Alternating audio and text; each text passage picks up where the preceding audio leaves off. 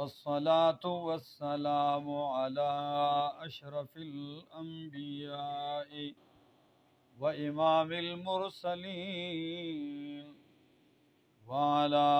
آله وأصحابه وأهل بيته أجمعين. أما بعد فأعوذ بالله من الشيطان الرجيم. بسم الله الرحمن الرحيم. وسارعوا إلى مغفرة من ربكم وجنة عرضها السماوات والأرض أعدت للمتقين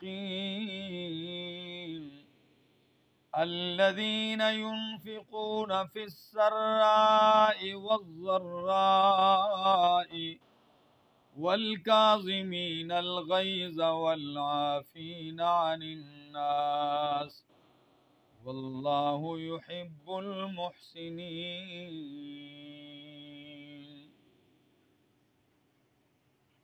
وقال النبي صلى الله تعالى عليه وسلم: من كظم غيظا وهو يقدر على إنفاذه ملأ الله قلبه أمنا وإيمانا. سبحان ربك رب العزة عما يصفون وسلام على المرسلين والحمد لله رب العالمين.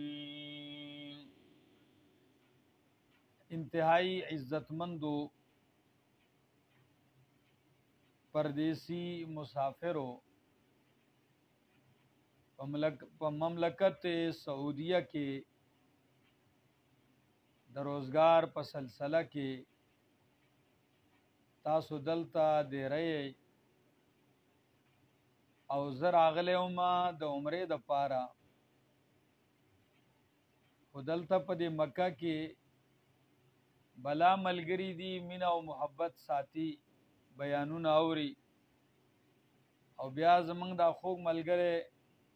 بھائی عرفان الله توحیدی صاحب او د هغه پوره دا ټیم ملګري دی اکثر چې زه عمرې له راشم نو دی رابطه وکړي او بیا د ورځې ځان له خپل کار کوي، نو ماسخوتن ټیم چې دی ماښام ماسخوتن چې دی دوی بیا هوټل ته بلډینګ ته راشي، نو دلته چې دی ښه مزېداره کړکه چای راوړي او د ورځې هغه ستړتیا چې دی هغه زمونږه ختمه شي. الله دې د دوی په مال اولاد کې روزګار کې خیر و برکت واچوي. دوی ما ته د څو ورځو نه وي چې زمونږ دیرې ته به راځې، ما خو ته ډېر مینت وکړو چې زه نه درځم، خو دوی وي چې دا نور ملګري هم خواهش لري، زمۍ ستاسو ملاقات دپاره صرف رالمه دلته، او بیا د دې نه هم خبر چې ده به دلته دا مایې کې لګولی او بیان به تیار کړی ماحول د بیان. خو بهرحال یو څو خبرې کوم. ما ستاسې په مخ کې د قرآن کریم یو آیت تلاوت کو. دی آیت ته لغوه کېدی، څه عجیبه انداز دی او څه عجیبه نصیحتونه دي او څه ښایسته اوصاف ذکر کړي دي الله د خپل هغه بندگانو چې هغه د جنت وارثان دي، هغې دپاره جنت تیار کړی شوی دی، هغه پرهیزګاران دي. هغه اوصاف چې موږ هر انسان په ځان کې پیدا کو مؤمنان، نو زمونږ معاشره پې ډېره ښایسته کېږي. په یو کلي کې پیدا شي هغه کلی پې ښایسته شي، او که پردیسی مسافر انډیوالانو کې دا اوصاف پیدا شي نو د هغې پې انډیوالي ډېره ښایسته تېرېږي. دې آیتونو ته لغوه کېدی، هر څه چې کوئ، ملک یې بار یې که هر ځای یې، خو الله رب العالمین تاسو ته یو اعلان کوي. دا اعلان څه دی؟ الله وایي وسارعوا الى مغفرت من ربکم، وسارعوا او جلدیو کئی تادیو کئی، پر باز جبا کی ہوتا ہوئی پختو کی بیڑاو کئی گڑندی شئی، سارعوا جلدیو کئی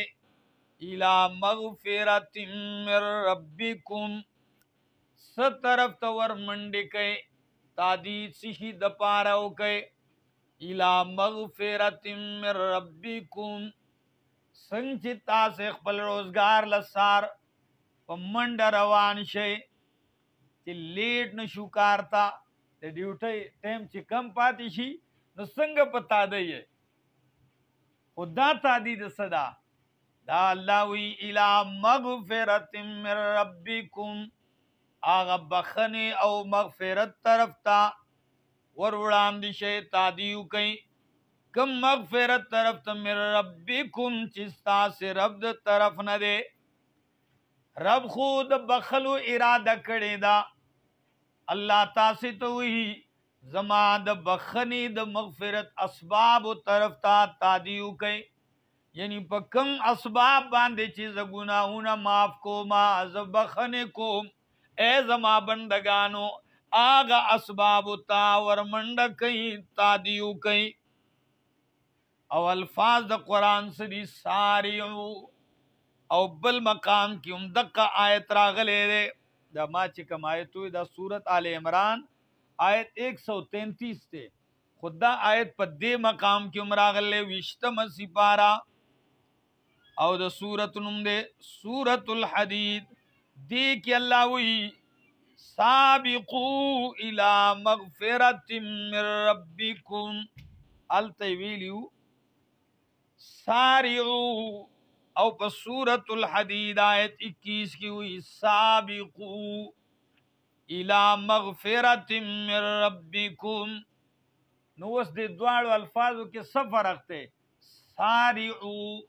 دلتا ہوئی سابقو، فرق دادے بعض مفسرین ہوئی کہ مسارعت بس عام تادیتا ہوئی ستا دا چا سرسم مقابلہ ندا، خو بس اسی و تادی کئی بچ ضرور اسے دے گڑندے یو دادا، او سابقو کے معنی دادا چی دا یو بلنا پا مقابلہ کے مخ کی تیروزی، چی پلان کے سڑے لگیا دے اسباب دا مغفرت طرف تروان دے، زد آغن اولی شاعت پاتی شم تا دا آغن سر مقابلہ ہوکا پا دنیا کے نا پسکی در رب بخنا حاصل اولو تا چی زد دن مخ کی شموزاد اللہ دا دربار نا مغفرت حاصل کم چی اللہ ماو بخی، سابقو الى مغفرت من ربکم، او دلتوی سارعو الى مغفرت من ربکم، دا سشے دے آغا اسباب دا مغفرت سے دی، مز دے دا اسباب دا مغفرتنا، مز کی سستی مکوئی، دیکھ سستی مکوئی، چاہتا گھنٹے نہ گھنٹے پا غرمو پا گرمی کے خطا کولے شکار، خو پنکی او ایسی تا چی دے لس منٹ تا چی سخ صفا سترا او دسو کی او دغی تا دی بیام لا ماتای، دا سیدہ کنا دا بخنا پا دی کی دا اللہ عمرہ پاسی سستی مکو را پاسا، سارعو الى مغفرت من ربکم، دا چا سر خیگڑا کئی پا دی اللہ گناہونا معاف کئی، دا چا ضرورت پورا کول لروانے، تاسو تا پتشتے دا اللہ پا کور کی دا اعتکاف نا زیاد اجر دا لری چی تا اعتکاف نکی خود یوز مسلمان ضرورت پورا کی، دا غصر منڈا ترلو ہوئے دا غا پریشانی کی، او دا دے پتا زیادہ انسان تا پا دے پردیس کی لگی چی او سڑے پریشانی او بل سڑے او سرا مرستو کی دا غصر منڈا ترلو ہوئی، نو دا ټول اسباب دا مغفرت تی، بلا دی درود شریف اسباب دا مغفرت تے کہ اللہ پہ گناہونا معاف کئی، درجے پہ بلند کئی، اجر پہ در کئی، سارعو الى مغفرت من ربکم، وجنت عرضها السماوات والارض. اللہ او آغا جنت طرف تا تادیو کئی جلتیو کئی کم جنت تا عرضها السماوات والارض چه داغی فراخی داغی وسعت اسمانو نوزم کے برابر دے. اللہ اکبر. د جنت پلنواله سومره دی د اسمانونو او د زمکو برابر. نو تاسو به چې اسمانونو او زمکو برابر دا خو کم دی بھئی، دای خالی پلنواله ویلی وګدواله نه دی ذکر کړي. او د حضرت عبداللہ ابن عباس رضی اللہ تعالی عنہ نا یو دا قول منقول دی چې دا واړه اسمانونه داسې په یو لین وغوړای سرونه ور یو ځای کې بیا ور سره دا وزمکه ولګای، دا به څومره پلنی شي. دومره د جنت پلنواله دی نو د وګدواله خوړو اندازه نشته. یا بعض مفسرین وایي چې د دینه مراد فراخی ده، چونکه د انسان په نظر کې د ټولو نه لوی شی او پلن شی څه شی دی؟ اسمان دی. د دینه زیات پلن شی تاسو چرته لیدلی چې عرض دونی؟ نو دا ستاسو د ذهن مطابق وي کنه. اسمان د جنت پلنواله د دین هم ډیر دی. نو معنا شو ساریو الی مغفرت من ربکم وجنت عرضها السماوات والارض اعدت للمتقین. دا جنت والله چاته ملاویږي چې اسمانونو د ځمکې برابر فراخی دا عرض دی. الله وی اعدت للمتقین، دا تیار کړي شوی د متقیانو د پاره. د چا د پاره؟ وای متقیانو د پاره. متقین چې ځان د شرک نه بچ کړي، متقین چې ځان د حرامو نه بچ کړي، متقین چې ځان د ناجایزو نه بچ کړي، متقین ځان د ګناہوں نه بچ کړي. دا لفظ دومره جامع دی د تقوا چې هر هغه شی چې هغه تا بیدی نه کوي، هر هغه شی چې هغه د الله د غضب او د غصې سبب ګرځي، د دین ځان بچ کوي. اعدت للمتقین، تیار کړی شوی دی دا جنت د متقیانو د پاره. د چا د پاره؟ د حرام خورو د پاره نه. د چا د پاره؟ ہاں. او دا داسې حدیث کې راځي نبی علیہ السلام وی اتق المحارم تکن عبد الناس. الله چې څه حرام کړي دي د دین ځان وساته. تکن عبد الناس، تب په خلقو کې لوی عبادت گزار شي. ګوره عبادت گزار یوازې دې ته نه دی ویلي چې موز کوي او حرام خوري، طوافونه کوي، دوکې کوي، نه.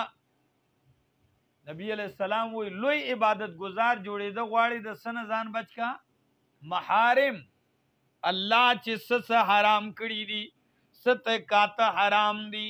حرام کړي دي هغې ته ګورم. د سی اوریده حرام کړي دي هغه اورم، سی خوراک حرام کړي دي هغه خورم، کم طرف ته تله حرام کړي دي التزم، کم سی شی اغسته حرام کړي دي هغه اخلم. یعنی هر حرام کړي شي د هغې نه ځان وساته ته به لوی عبادت گزار شي. نو اعدت للمتقین، متقیانو د پاره تیار دی. او قرآن متقیان، نن سبا خلک وی ولیان. ولیان الله متقیانو ته ویلي. ان اولیاؤه الا المتقون. ولیان څوک دي؟ متقیان. چې تقوا پکې ته نه نو دا ولی چل ولی به خو ولی نه. اعدت للمتقین، یا الله متقیان څوک دي؟ الذين ينفقون في السراء والضراء. الله دې صفت هم لغوا کې ده کنه. د جنت وارثان ذکر کوي دا چې جنت ورله تیار کړی شی دی. دا یو طبقه دا الذين ينفقون في السراء والضراء، چې هغه د الله په لاره کې د الله د رضا د پاره مال خرچ کوي. فی السراء والضراء، په خوشحالی کی هم او په تنگ دستی کی هم په فراخی کی هم او په تنگ دستی کی هم الله دا نه ده چې لاس آزاد دی جو خرچه کوي نه چې کله آزاد دی لاس نو د هغه مطابق خرچه کوي او کله تنګي د هغې مطابق خرچه کوي خو د الله د رضا طلبګار دی د الله د مغفرت حاصلون غواړي او د الله تیار کړی شوی جنت هغه حاصلول غواړي نو د خپل جیب ته نه ګوري خپل تنگ دستی ته نه ګوري خو څه نصب بیا هم ورکي چې زما رب زمانه رضا شي او مال دا راکي والذین ينفقون فی السراء والضراء ګوره نبی علیہ الصلوۃ والسلام میلمه راغله سوق به بی چې صحابي وې زی بیم کړ زی بیم بوتلو خو ته پته چې په کور کې مې څه شی نشته بوتلو خزي ته وی چې څه شته څه شته خو نه سلک دی وړو د پاره سکه د خوراک لسه شي په خیر دی واړه وږي ودکا خو میلمه دی او نبی علیہ السلام په خوا کې ناس را پاسولې مې دی بس دې وخوري ولې دته به دا بچي خپل خواږه نو تاسو پردیسان لوگ سوچ وکړئ که نه اولاد څومره خوږه میوه ده څومره د زړه غوښي وي دا وږي ودکه دا به څنګه وده کېږي هغې له اوبه باندې کړي دي پورې هسې او چې څه تیار و هغه میلمه ته کېښوده د خوراک خو دومره دی چې ته یې ورسره خورې د میلمه سره نو میلمه پې نه مړېږي نو چې موږ روټۍ ته کینو نو ته ډیوه لاټین د ټیکولو په بانه مړ کا زه به هسې لاس وم او میلمه به مړه خېټه روټۍ و عجیبه خلق وو ځکه خو په دنیا کې ناس دی او الله ته وایي رضی الله عنهم زه درنه رضا شوی یم چې د قرآن کریم یو صفت چې الله په خوبی کې ذکر کړل چې دا خوبی ده دا خصلت دی دا ښه صفت دی د پیغمبر صحابه او هغه صفت په ځان کې پیدا کړی ځکه مثال ګرځېدلی دی د جهان دپاره نو څه وایي الذين ينفقون في السراء والضراء والكاظمين الغيظ دا هم ډېر ګران صفت دی والكاظمين الغيظ د الله مغفرت او د جنت وارثان هغه خلق دي الكاظمين الغيظ چې هغه غصه دباوي غصه سکون کی دي کاظمین الغیظ ویل دي فاقدین الغیظ نه دی ویلی چې جنت وارثان هغه دي چې اړوله غصه ورځي نه بعض مفسرین وایي چې چاله چې د غصې په خبر هم غصه نه ورځي دا خر دی دا خو خر دی چې د غصې په خبر له غصه نه ورځي نه غصه له ورځي خو کاظمین الغیظ دی هغه غصه سکي هغه دباوي داغه په مقتضا عمل نه کوي نو والکاظمین الغیظ او تاسو ته یو عجیبه حدیث وایم د انسانانو کې هم بعض خلک دای غصه هر چاله ورځي خو ځنې کس له ډیره زیاته ورځي هغه چې په معمولی خلک وایي یاره پلان کې سړی وایي ډېر قارجن دی ډېر کرک دی وایي که نه وایي په معمولی خبره بس دغه پاره چې دی هاي شوي او د بعض خلکو بلډ پریشر خو چې دی هغه کمزوري ته هاي کېږي چېرته زورور ته هغه هاي نه شو نو الله وایي والکاظمین الغیظ چې غصه سکي او چا چې د غصه ورله ورله او ښه وس کې چې د چا باندې ورله غصه ورغړله چې یاره د پورته کمه راواچومه کته ښه ورله طاقت شته چې وایي غربو خو د هغې نه باوجود دی دا غصه اوس کی دباو کی او انتقام وانه خلی نو دته په څه میلاویږي دی اجر ته وګورئ نبی علیہ السلام وایي من کظم غیظا علی انفاذه دی د غصې نافذ کولو باندې قدرت لري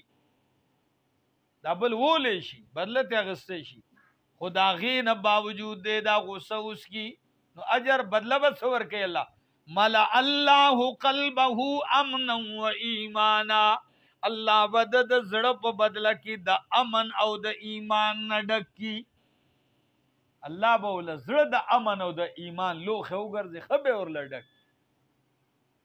نو والکازمین الغیظ والعافین عن الناس دا بیا دا غین لگا بره درجه ده یو ده چې تا غصه خالی دباو کړه وشي او دویمه درجه دا ده دا غین اوچته چې غصه دی هم وسکله او سړی د زړه نه معفوم کو والعافین عن الناس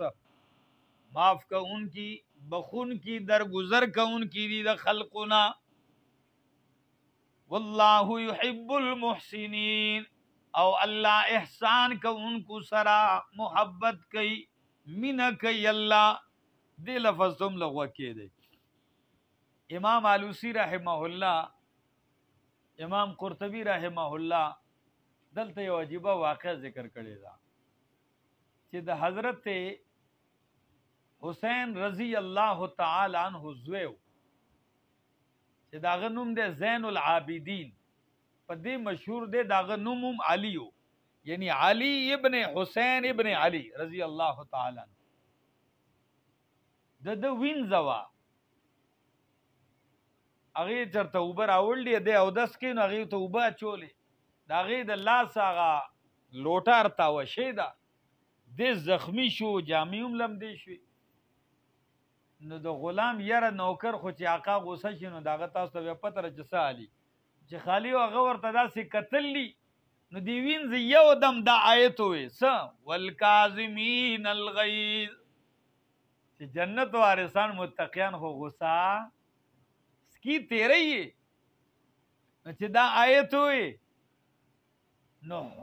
علی ابن حسین ابن علی یو دم وی کظمت غیظی یو دم وی زما غصه اوس کلا ما غصه اوس کله نو هغه وی غالی سکی نه والعافین عن الناس د زړه نه هم معاف کوي هغه ورته داسې وکتل وی زه عفوت عنکی بخلی می هغه پوه شو چې وی خو بخلم نو هغې یوازې په دې هم بس نه قرآن خو مخکې م وی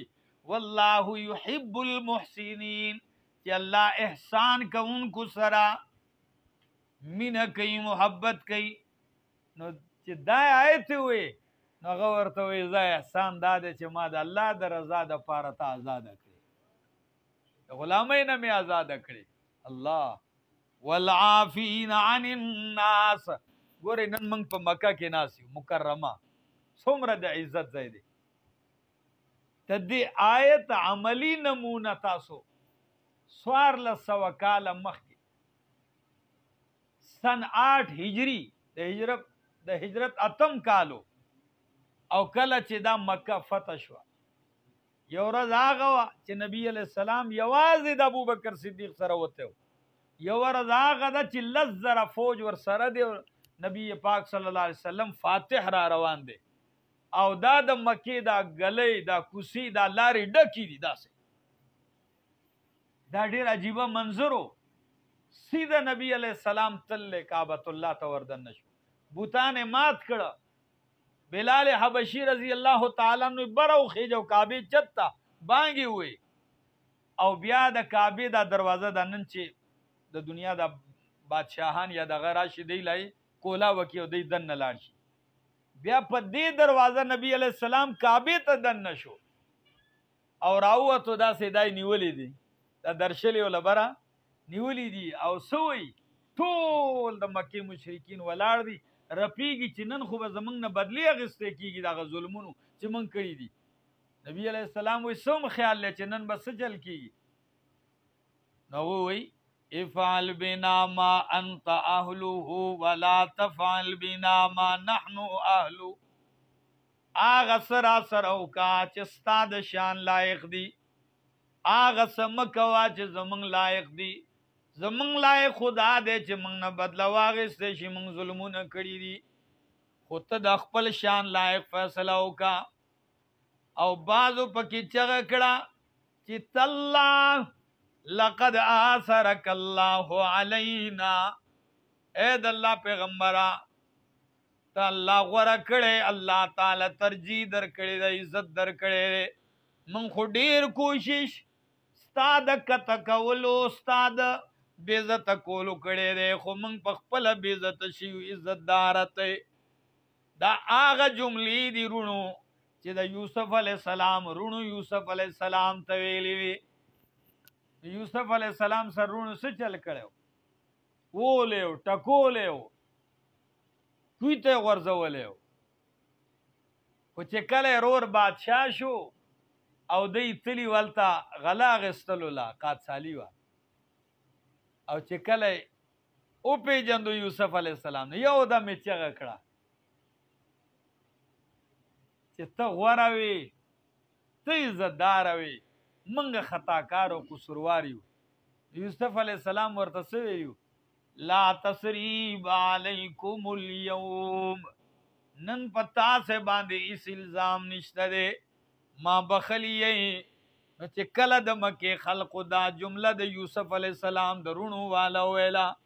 نو نبی علیه السلام وی زم د یوسف علیه السلام هغه جمله ویم، هغه څه ده؟ انتل اذهبوا انتم الطلقاء، زی ما ټول آزاد کړي یې، ټول معافی، لا تثریب علیکم اليوم، نن په تاسې هېڅ سختي نشته دی. نو والعافین عن الناس، نو چې کله دا معافي وکړله او غصه یې وسکله، نو نتیجه څه وه؟ نتیجه دا وه چې بیا د خلقو داسې چغې وې، کلمه یې ویله که نه، چې قرآن د هغې منظر پیش کوي. اذا جاء نصر الله والفتح ورأيت الناس يدخلون في دين الله افواجا. ګوره لښکرې را روانې دي، فوجونه را روان دي او خلک په دین اسلام کې داخلیږي. رونو نو ما عرض دا کو چې والعافین عن الناس، بخون کی دي د خلقو غلطۍ معاف کوي. او دقه خلق ته چې الله وی والله يحب المحسنین، او چې کله د دینه څه غلطي وشي، ګناه وشي، یا ځان باندې زیاتې وکړي دی، نو یو دم الله یاد کی فاستغفروا لذنوبهم، د خپلو ګناهونو معافي وغواړي، یو دم وی الله غلطي رانه شوې ده معاف مې کې. ګوره انسان خطاکار دی، که دی ډېر ځان بچ کوي بیا ته غلطي وشي، بیا ته غلطي وشي، نو چې کله د دنه یو غلطي یو جرم داسې سرزد شي، نو فوراً دته الله را یاد شي، او چې الله ورته را یاد شي چې ګوره زیاتې رانه شوی دی، نو دی بیا څه وکړي؟ یو دم الله ته شرمنده شي، پښیمانه شي، او د خپل د ګناه معافي وغواړي. نو الله وایي ومن یغفر الذنوب الا الله، زمانه علاوه څوک دی چې ګناهونه معاف؟ هم زه به دې معاف کوم، مخ به دې زما سره لګي بنده. نو چې سبا راځي او معافي غواړي، نو نن یې ولې نه غواړي؟ چې سبا پښیمانه او جاړي او وایي چې معاف مې که، نو نن را نه وغواړه، ولې ناوخته کوي؟ سارعوا الی مغفرة من ربکم، تادي وکړه چې سبا جاړي او معافي غواړي او نه معاف کېږي، نو نن درته زه اعلان کوم چې را مخکې شه، بخم دې معافي وغواړه. دا عجیبه کار نه دی. دنیا کې خو خلک داسې کار کوي چې یو سړی د ځان نه غلطي ومني او معافي وغواړي، نو سړی معاف کړي. داسې ده که نه ده؟ دا غرب مهربانۍ ته وګوره، ته یې نه غواړې معافي، الله درته وایي راشه وغواړه رانه معاف کوم دی، راشه زما بنده ما نه معافي وغواړه معاف کوم دی، شرمنده کوم دی هم نه، بېزته کوم دی نه، رسوا کوم دی نه. چې په پرده کې دی ګناه کړلې، بربنډې کو ما در باندې پرده اچولې وه، راشم په پټه تیاره کې ما نه وغواړه، زه به درنه دا څادر نه لرې کومه. خو چې ته په خپله د ځان نه څادر لرې کوې، نو دې کې قصوروار الزام په الله مه راوله. الله خو په تا الله ستار دی، ته ګناه کوې او الله در باندې څادر اچوي، ته جرم کوې او هغه در باندې اچوي. نو د دې ستارې لحاظ وکړه او په دقه پرده کې دننه سوال وکړه چې الله ستارې څادر دې را باندې اچولې، په دې دنیا کې را باندې هم ستارې وکړې، او په محشر کې هم الله چاته رسوا نه کې. او د اقبال د علامه اقبال هغه اشعار دی، هغه وایي تو غنی از هر دو عالم من فقیر، تو غنی از هر دو عالم من فقیر.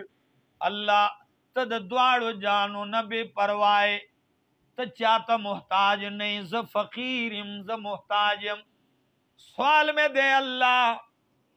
تو غنی از ہر دو عالم من فقیر، روز محشر عذر ہائے من پذیر. د قیامت پر از زما عذر امنی و ما معاف کے حساب میں مکے، گر تمی بینی حسابم ناگزیر. اللہ کا خامخار علیہ حساب کئے. نو بیا می یو مطالبه دا ومنی از نگاہ مصطفیٰ پنہا بگیر. د نبی علیہ السلام د سترګو نه مې پناه کو حساب را نه واخله چې د هغه په مخ کې شرمنده او رسوا نشم. عزیزانو الله دې زمونږه غلطیانې کوتاهیانې جرمونه معاف کی او الله دې